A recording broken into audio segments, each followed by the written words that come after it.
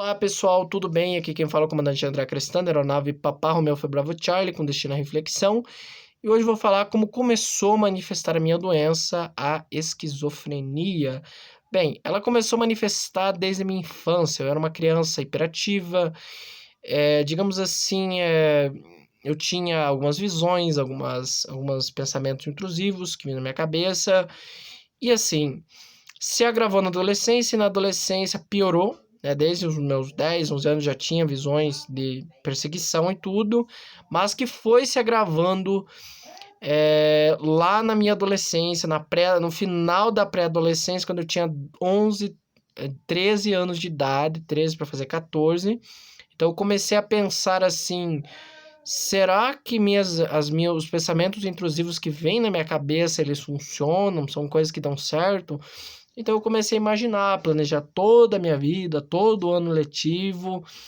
E assim, eu comecei a, na verdade, tem outros fatores externos, né? Acaba que em questão de comportamento, eu não me comportava, né? Mas assim, comecei a ter um comportamento rebelde. Eu comecei a, por exemplo, ter uma, como que eu posso dizer, sair da casinha, ter um comportamento agressivo, né? Mesmo que eu apanhasse, eu tinha um comportamento agressivo. Como que eu posso dizer? Eu tinha um comportamento também desligado. E assim, eu começava a enxergar as coisas totalmente distorcidas, começou a se agravar o problema. Eu começava a ouvir vozes, muitas vozes, vozes bem fortes que dava para, né, eu ouvia vozes e isso me perturbava muito. E assim, na escola, como que a escola me interpretou? A escola acabou querendo, digamos, me dispensar e me transferir. Se não fosse a minha mãe insistir, eu teria ido para uma escola especial. E assim, eu já enxerguei meus professores pelados na minha frente, sem eles estarem nus. E assim, eram coisas tão. Assim, porque eu imaginava, eu tinha medo, muito medo de reprovar, era coisas totalmente fora da realidade. Eu comecei a imaginar coisas, imaginar que eu tinha poderes sobrenaturais, que eu era uma pessoa, como que eu posso dizer, escolhida, um profeta.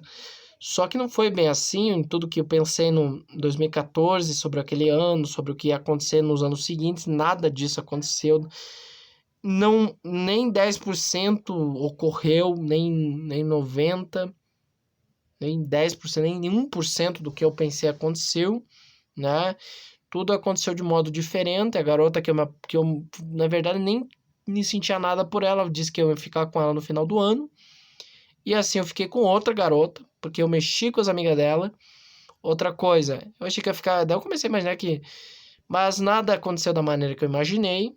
E outra, meus pais não voltaram como eu imaginei. Outras coisas também tanta coisa que eu imaginei, assim. E olha, o psiquiatra olhou assim e falou: André, tivemos uma conversa bem superficial assim, mas pra mim aquilo era um alívio, sabe? Porque eu sentia que tinha alguém pra contar, né? Ela falou pra mim: ó, você tem. Na verdade, ela começou a me perguntar, né? Eu não tinha coragem de falar o que estava acontecendo, eu achava que tudo que eu acreditava era real, porque o esquizofrênico ele acredita com convicção que aquilo que ele crê é real. Eu acreditava que era muito real, que eu tinha poderes. Só que com o passar do tempo, eu fui acordando. Assim, os anos demoraram a passar, os meus tiques, os toques. As minhas mãos estavam em carne viva, por exemplo, lavava muito minha mão, eu tinha hipocondria também, né? E assim, o que que eu digo? Começou a piorar.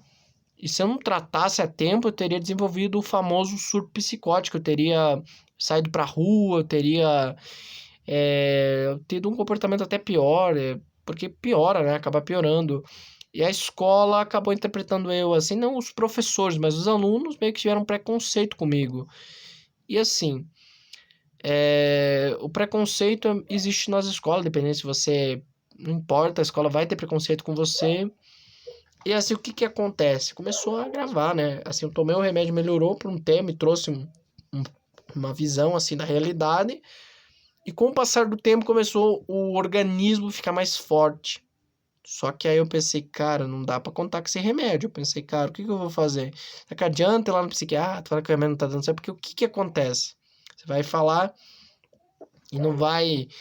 O que que vai acontecer? Vai acontecer o seguinte, ele vai trocar, vai com o remédio gerar um efeito colateral, efeito rebote, dentre outras coisas, e assim, às vezes não dá certo, às vezes pode dar certo, mas assim, eu tomo, eu falei no outro vídeo, vou falar de novo, Zargos, Divalcon e Ask, são os 3 remédios que eu tomo até hoje, nunca vou parar, nunca vou trocar, e assim, eu cheguei, 2017 foi o ano que eu li o livro do Augusto Cury, que me ajudou muito, trouxe uma luz na minha cabeça, né, claro, não foi fácil botar em prática todas as teorias dele, e assim, eu acho que, se eu não disse antes também, ia fazer diferença, claro, mas não adianta ficar se punindo agora.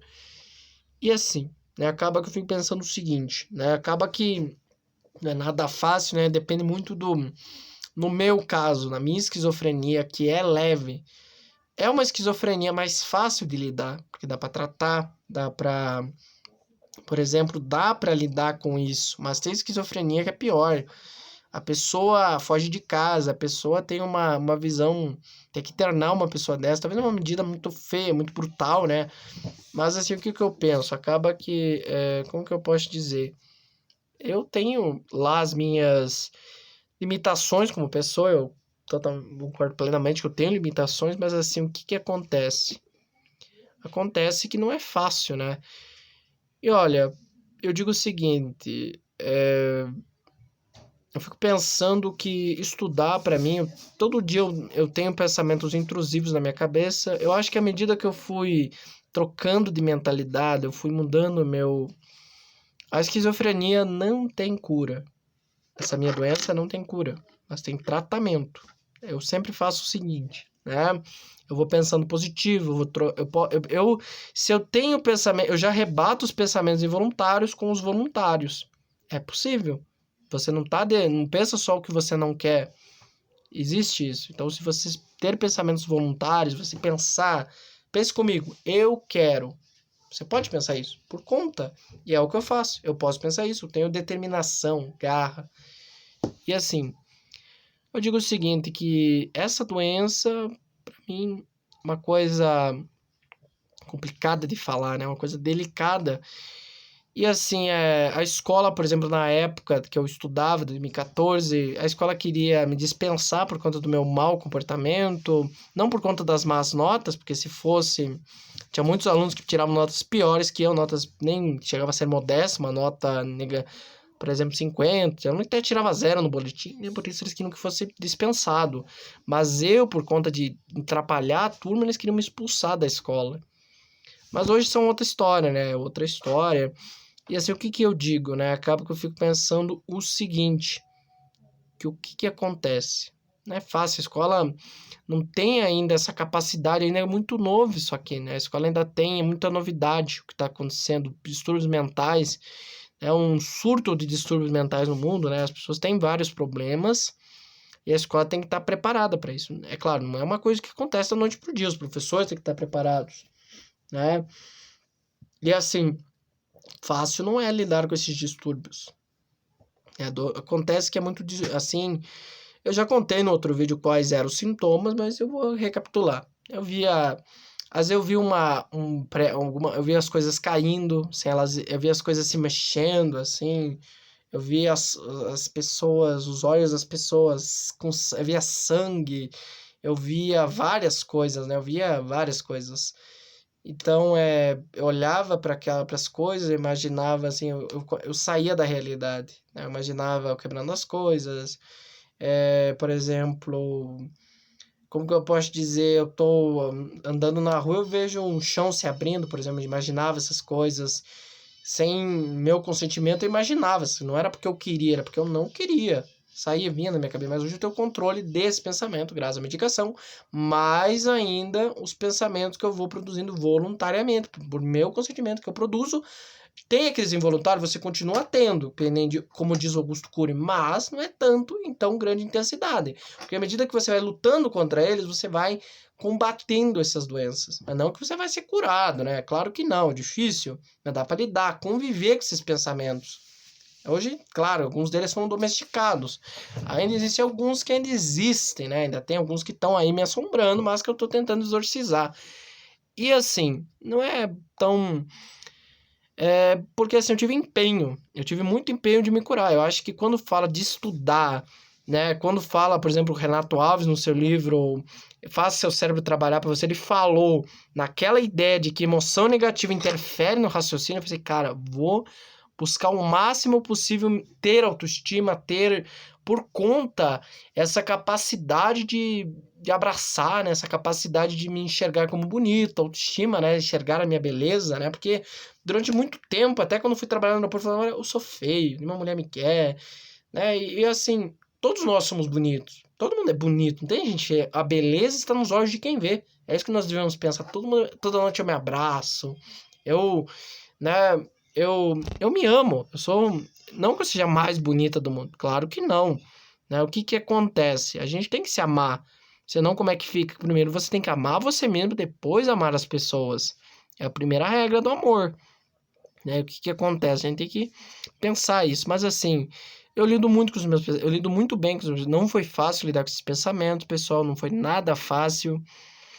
E assim, essa doença é complicada. Ainda estão estudando essa doença, né? Não é uma coisa tão assim que define, né? Eu acho que já passei por 3 psiquiatras que me deram esse diagnóstico. Ainda tem alguns pensamentos, mas lido. Consigo o remédio dar uma anestesiada, né? Aquela maquiada na doença, dar uma. Impede os meus pensamentos intrusivos são mais abstratos, não são vozes assim como era antes. Não era aquelas vozes, assim, aquelas vozes bem nítidas que dá pra escutar de longe, né? Até a pessoa que tá fora do seu ângulo consegue escutar dentro da sua cabeça, que eu tô falando de forma metafórica, né? E assim, é isso, cara. Eu acho que mais ainda as alucinações, as visões, né, tudo isso. Então, pessoal, eu vou ficando por aqui. Espero que tenham gostado e tchau.